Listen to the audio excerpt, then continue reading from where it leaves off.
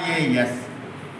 जेव्हा तुम्ही कलेक्टरच्या परीक्षेची तयारी कराल, नाही कलेक्टर व्हाल, डेप्टी कलेक्टर, तहसीलदार तर व्हाल की नाही.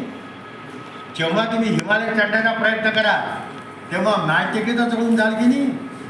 बरोबर आहे ना. म्हणून काय करायचं, मोठं ध्येय ठेवायचं.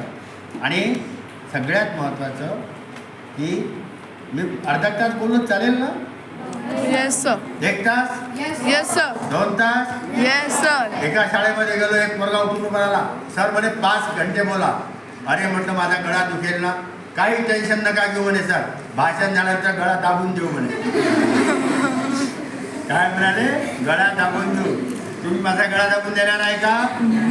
बच्चे मनके ओके, बच्चे मनके ते मनके लक्षात आलं.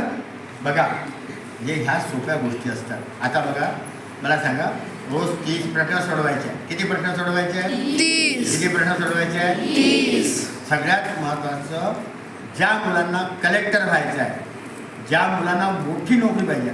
माझ्या काही मुलांना 72 लाख रुपये पगार आहे एका महिन्याला.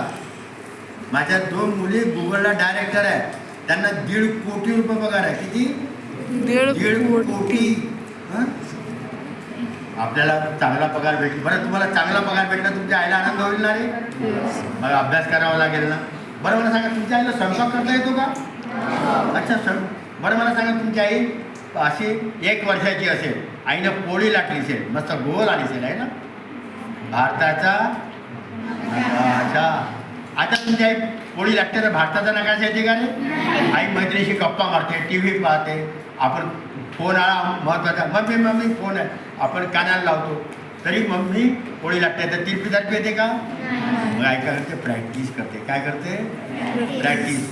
आई तुमच्या ताजमहल हॉटेलमध्ये शिकायला गेली का पोळ्या कशा करायच्या. नाही. मग काय करायचं, प्रॅक्टिस करावं लागेल. 2 गोष्टीची प्रॅक्टिस करावं लागेल.